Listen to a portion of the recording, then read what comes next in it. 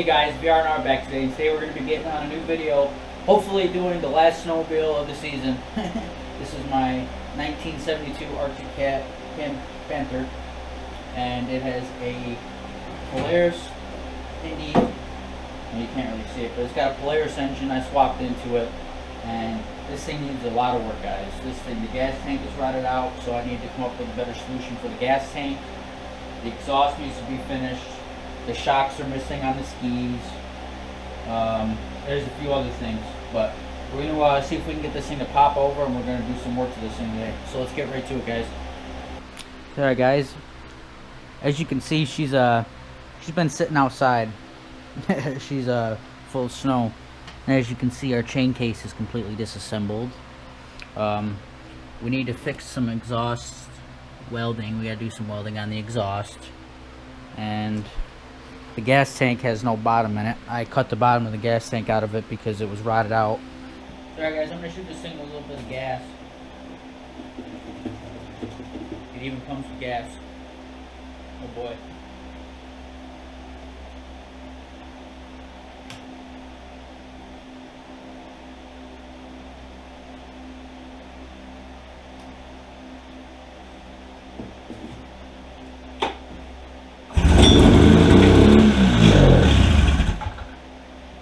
Fired right up, guys.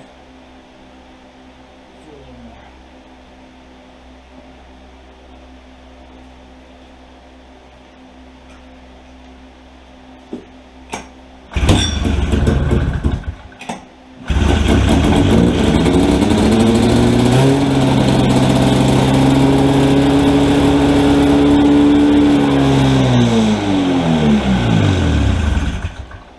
Well, I think that's a pretty good indication of she's pretty healthy. I ain't got no kill switch though. I tried to shut it off. I didn't really want to smoke out the shop too much, but yeah, the belt seemed to be doing its thing too. So I think we're gonna start off with, guys, is I think we're gonna get this exhaust off, and I think we're gonna finish fully welding up the exhaust, because I saw it was leaking like crazy. So let me get that yanked off and we'll get right to it. Looks like we got some baling wire holding our exhaust on. Get that out of there. Make sure it's crisp. Oh no.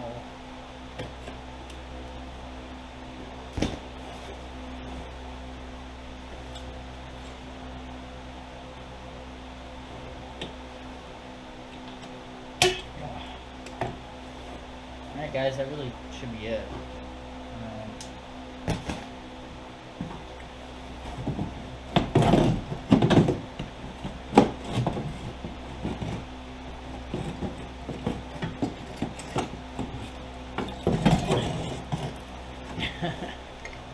Totally homemade. Alright guys, so we got our exhaust, and as you can see, yeah, she was a homemade exhaust. So we're gonna get this thing in the vise, and we're gonna clean this all up, and we're gonna re-weld all these welds. So let's get right to it. Alright, I got my chunk of pipe that I want to be fixing. I'm gonna grind all these welds down. This one isn't too bad, but I'm gonna grind these all down and throw new beads on them. If we even need to. We might not even need to. We'll see. But yeah.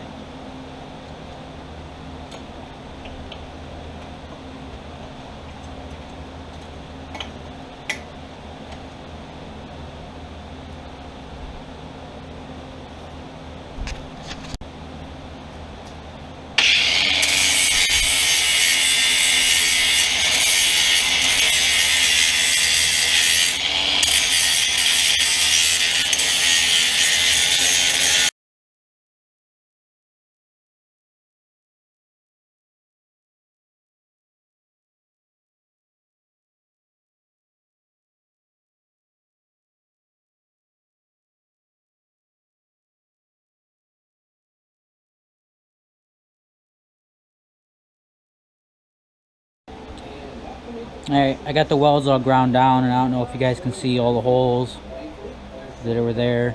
So now I'm going to lay a couple of beads on top of that, and we'll see how it looks and how it comes from there. Some of these I wasn't able to get to with the grinder, just because I can't get a grinder in between here. So just gonna have to live with it. So let's get to it.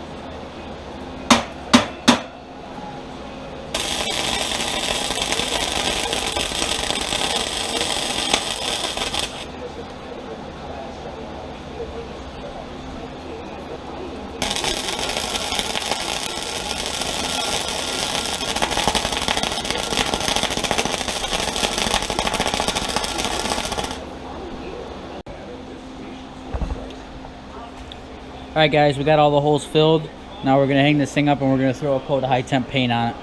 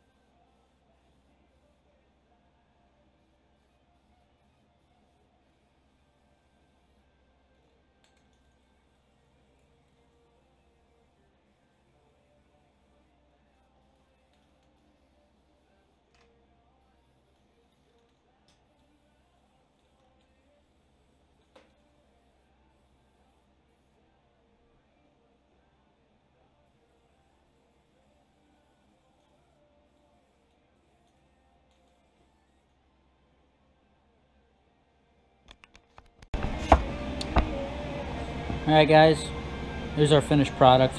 It looks a lot better. Hold up to rust. This pipe was almost rotted out completely. I mean, this piping, I mean, it is so thin.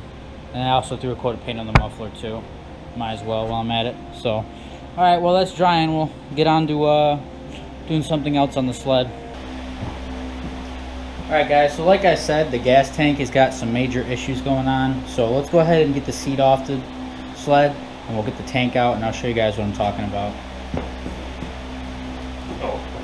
Well, actually, there's another problem. Damn!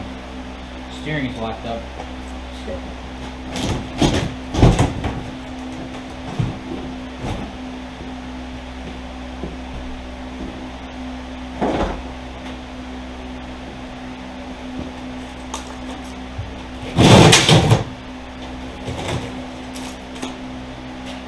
Looks like a decent tank, right? That's not supposed to be like that.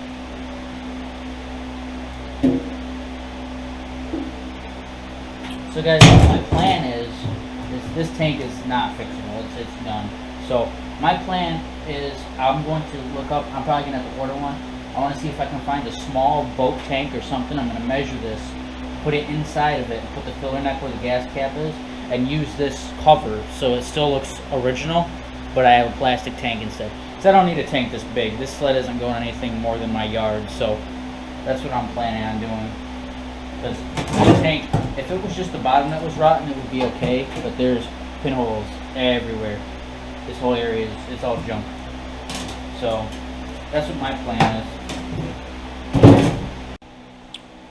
Alright guys, I'm going to show you how I set up to do my electrolysis tank. So first you're going to want to have a container with distilled water. And you're going to want to precisely put 1 tablespoon of baking soda in it.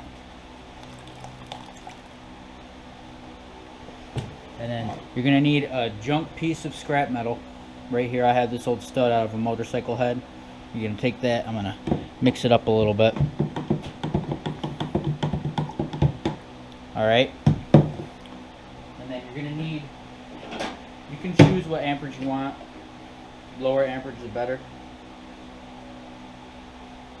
And you're going to put your waste piece of metal on your positive.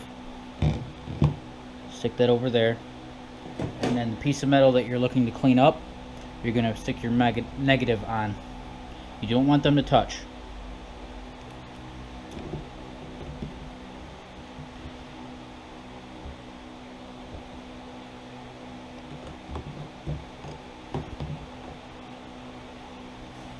Alright, now let me plug in my jump pack and I'll show you what happens.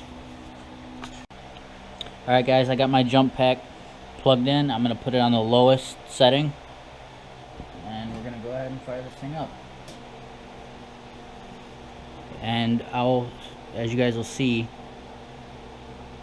the parts will start bubbling. That's how you know it's working. And I'll set up a time lapse and I'll let you guys watch this for a couple of minutes just to see what happens.